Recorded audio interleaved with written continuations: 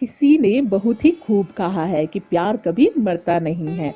इसका गवाह है आगरा में पूरी दुनिया को अपनी ओर आकर्षित करता सफेद संगमरमर से सजा ताज महल, जो आज भी शाहजहां और मुमताज के प्यार की गवाही देता है। दोस्तों, दुनिया के 7 अजूबों में से एक ताजमहल ने अपने अंदर बहुत सारे अनसुलझे रहस्य दफन कर रखे हैं, जिसके बारे में सालों तक किसी ने बात ही नहीं की। लेकिन कुछ रहस्य तो ऐसे हैं जो तथ्यों के आधार पर धीरे धीरे खुल रहे हैं। लेकिन आज की वीडियो में हम आपको बताएंगे ताजमहल के कुछ ऐसे रहस्य जो आपको आश्चर्य में डाल देंगे।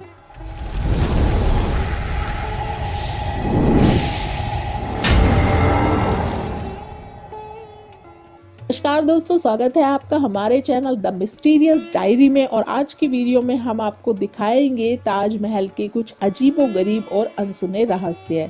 तो वीडियो को लास्ट तक देखें और इसी तरह की और वीडियोस देखने के लिए हमारे चैनल को सब्सक्राइब कर लें। साथ में घंटी का बटन भी दबा दें, जिससे हमारे वीडियो सबसे पहले आपके पास पहुंच जाएंगे। आपको ये जानकर बहुत ही हैरानी होने वाली है कि सफेद संगमरमर से बना ताजमहल बार बार अपना रंग बदलता है। जी हाँ, ये सुबह के समय गुलाबी, दोपहर के समय दूधिया सफेद और रात के समय सुनहरा दिखता है। इसका कारण है ताजमहल पर लगे सफेद संगमरमर पर सूर्य और चंद्रमा की रोशनी का पड़ना। तो जब भी अब आपको कभी ताजमहल घूमने जाना हो तो तीनों पहर का ताजमहल जरूर देखेगा। पुरानी कहानियों में ऐसा कहा जाता है कि ताजमहल के निर्माण के वक्त जिन ताजमहल की नींव नहीं रखने देते थे और बार बार इसको ध्वस्त कर देते थे, तब शाहजहां ने इन जिन्नों को भगाने के लिए इमामों को बुलाया और उनसे जिन्नों को भगाने का मशवरा किया। इमामों ने बताया कि अरब में बुखारा शहर के शाही इमाम हजरत अहमद बुखारी हैं, वही इस समस्या को दूर कर सकते हैं। इसके बाद शाहजहां ने उन्हें बुलाया। तब बादशाह के निमंत्रण पर शाही इमाम अपने 4 भाइयों और सैकड़ों सहायकों के साथ आगरा आए। सभी शाही इमामों ने ताजमहल की नींव परिसर में पहुंचकर कुरान के कलमे पढ़े थे और इसके बाद नींव की पहली ईंट शाहजहां ने रखी थी और फिर इसके निर्माण में कोई भी दिक्कत नहीं आई। आपने ताजमहल के मुख्य गुम्बद के कलश पर तो ध्यान दिया ही होगा। ये कलश एक समय पर सोने का था, लेकिन जब 19वीं सदी की शुरुआत हुई तब सोने के कलश के बजाय कांसे का कलश लगा दिया गया। माना जाता है कि ताजमहल के चारों ओर उन 4 पीर बंधुओं की मजार है, जो कि ताजमहल को कुछ नहीं होने देगी। लेकिन साइंटिफिकली कहा जाता है कि यह कुछ इस प्रकार बना है कि अगर भूकंप आए तो ये ताजमहल को कोई नुकसान नहीं पहुंचाने देंगे, क्योंकि भूकंप आने से ये बाहर की ओर गिरेंगे और ये चारे मीनार ताजमहल से बाहर की ओर झुकी हुई है। माना जाता है कि ये ताजमहल को सलाम करती है, लेकिन साइंटिफिकली तो इनका कोई और ही रीजन निकलता है।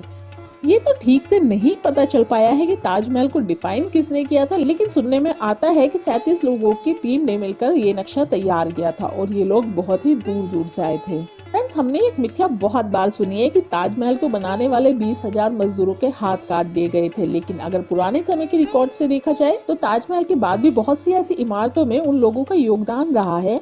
जैसे कि उस्ताद अहमद लाहौरी ने ताजमहल भी बनवाया था और बाद में लाल किले को बनवाने की देखरेख में भी वही थे। लेकिन माना जाता है कि शाहजहां ने मजदूरों से एक इकरारनामा पर सिग्नेचर ले लिए थे, जिसमें लिखा था वे ताजमहल जैसी दूसरी इमारत नहीं बनाएंगे और उन्हें उनकी जिंदगी भर की पगार भी दे दी गई थी। दोस्तों, ताजमहल को देखने के लिए हजारों की संख्या में टूरिस्ट आते हैं, लेकिन वे ताजमहल के जिस हिस्से को देखते हैं वो ये नहीं जानते कि ये इसका पिछला हिस्सा है। ताजमहल का शाही दरवाजा तो नदी के किनारे दूसरी तरफ है। शाहजहां ताज को जैसा दिखाना चाहते थे, हम इसे ऐसा नहीं देख पाते। उस समय ताजमहल में जाने के लिए नदी ही एक मुख्य रास्ता था। ये एक हाईवे था। बादशाह और उनके शाही मेहमान नाव में बैठ कर आया करते थे और उस समय नदी के किनारे एक चबूतरा हुआ करता था। जैसे जैसे वो नदी बढ़ती गई, वैसे वैसे चबूतरा समय के साथ नष्ट हो गया। बादशाह और उनके मेहमान उसी चबूतरे से ताज आया करते थे। दोस्तों, ताजमहल के कैंपस में जितने भी फव्वारे लगे हुए हैं वो सब एक साथ ही काम करते हैं और हैरान कर देने वाली बात तो ये है कि जितने भी फव्वारे हैं इनमें कोई सा भी फव्वारा पाइप से जुड़ा हुआ नहीं है। हर फव्वारे के नीचे तांबे का टैंक बना हुआ है। ये सभी टैंक एक ही समय पर भरते हैं और जब इन पर दबाव पड़ता है तो ये एक ही समय पर एक साथ काम करते हैं। दोस्तों, सुनने में ये भी आता है कि शायद ताजमहल के नीचे जो तहखाने हैं उसमें कीमती खजाना हो सकता है। आर्कियोलॉजिस्ट का ये भी मानना है कि इसके नीचे कई ऐसे ऐतिहासिक दस्तावेज भी हो सकते हैं जिनसे हमारा इतिहास भी बदल सकता है। खूबसूरत और विशालकाय दिखने वाला ये ताजमहल जितना बड़ा धरती के ऊपर दिखता है, माना जाता है उतना ही ये गहराई में भी बना हुआ है। शोधकर्ताओं के अनुसार ताजमहल के नीचे 1000 से भी ज्यादा कमरे हैं। साथ ही इसके नीचे एक गुप्त दरवाजा भी है जो किले से बाहर निकलता था, लेकिन माना जाता है कि शाहजहां के समय में ही उस दरवाजे को बंद करा दिया गया था। आज भी वह कमरे बंद हैं और ये एक रहस्य बना हुआ है कि वे कमरे क्यों नहीं खोले गए।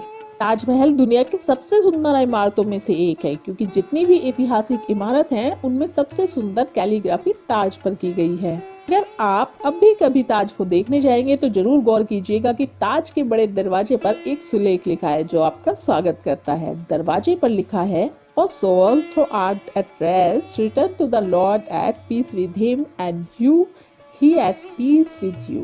इसका हिंदी में अर्थ है, हे आत्मा तू ईश्वर के पास विश्राम कर, ईश्वर के पास शांति से रह और उसकी परम शांति तुझ पर बरसे। ये कैलीग्राफी थुलुत लिपि में है। जिसने इस कैलीग्राफी को डिजाइन किया है उस व्यक्ति का नाम अब्दुल हक है। इन्हें ईरान से बुलाया गया था। इनकी कला एकदम जबरदस्त थी। जब शाहजहां ने इतनी सुंदर कला को देखा तो वो उससे बहुत प्रसन्न हो गए।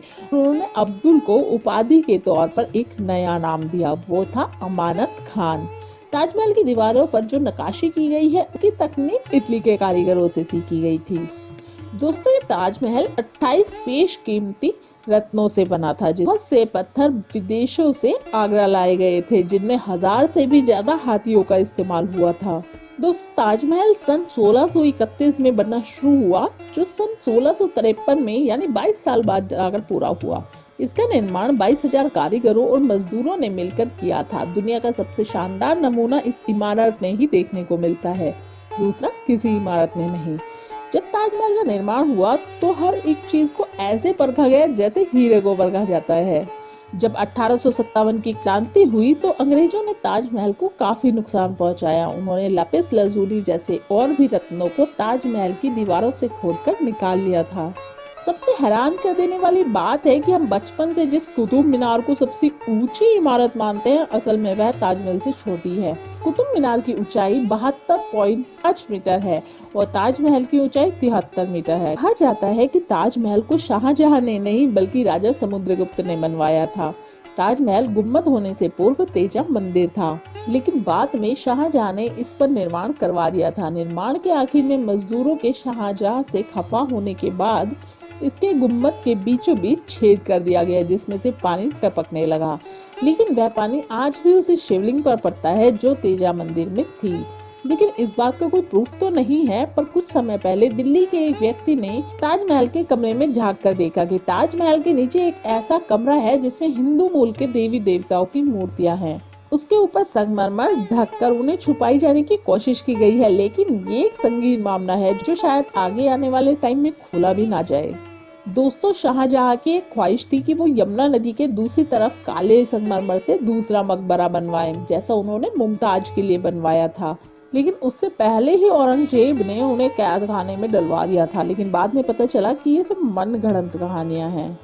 कई इतिहासकारों का कहना है कि मुमताज महल का शरीर तहखाने में आज भी वैसे ही दफन किया गया है जैसा मुमताज मरने से पहले थी। लेकिन यह भी कहा जाता है कि मुमताज महल के शरीर को यूनानी तकनीक के अनुसार संरक्षित किया गया है।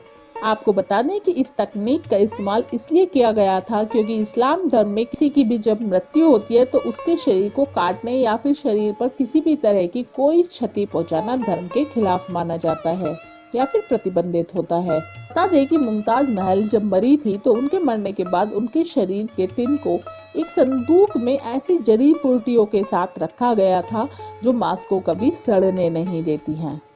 आपको ये सुनकर बहुत ही आश्चर्य होने वाला है कि ताजमहल के तहखाने में पूरे 22 कमरे हैं। सदियों से ताजमहल के ये तहखाने बंद पड़े हैं। आज तक किसी को भी ये नहीं पता कि इन तहखानों में क्या है और इनका क्या रहस्य है और इन तहखानों को क्यों बंद किया हुआ है। आज हम आपको इन तहखानों के बारे में कुछ खास बातें बताएंगे और इनसे जुड़े कुछ ऐसे सच जिनके बारे में दुनिया शायद ही जानती होगी। कार्बन डाइऑक्साइड की मात्रा को तहखाने में आने से रोका जाता है। कई ऐसे सिद्धांतकार हैं जो कहते हैं कि ताजमहल के बेसमेंट में जो कक्ष बने हुए हैं वो मार्बल के बने हुए हैं। ऐसा कहा जाता है कि तहखाने में कार्बन डाइऑक्साइड की अगर मात्रा बढ़ जाएगी तो वो कैल्शियम कार्बोनेट में बदल जाएगी। कार्बन डाइऑक्साइड मार्बल को पाउडर का रूप देना शुरू कर देता है और इसी वजह से दीवारों को नुकसान पहुंच सकता है। ताजमहल की दीवारों को नुकसान से बचाने के लिए तहखानों को बंद कर दिया गया। तहखानों में किसी को भी जाने नहीं दिया जाता है। इस्लामिक परंपरा कब्रों की सजावट के लिए मना करती है, इसीलिए शाहजहां और उसकी पत्नी को वास्तव में ताजमहल के मुख्य आंतरिक कक्ष के नीचे एक सादे तहखाने में दफन किया गया था। शाहजहां की अन्य पत्नियों और यहाँ तक कि उनके पसंदीदा नौकर को भी ताजमहल के बाहर मकबरे में दफनाया गया था। तो दोस्तों ये थे हमारे 20 ताजमहल के अजीबोगरीब रहस्य। आशा है कि आपको ये जरूर पसंद आए होंगे। अगर आपको हमारी वीडियो अच्छी लगी है तो लाइक बटन को जरूर प्रेस करें और चैनल को सब्सक्राइब करना ना भूलें। मिलते हैं आपको अपनी अगली वीडियो में, तब तक के लिए बाय बाय, टेक केयर।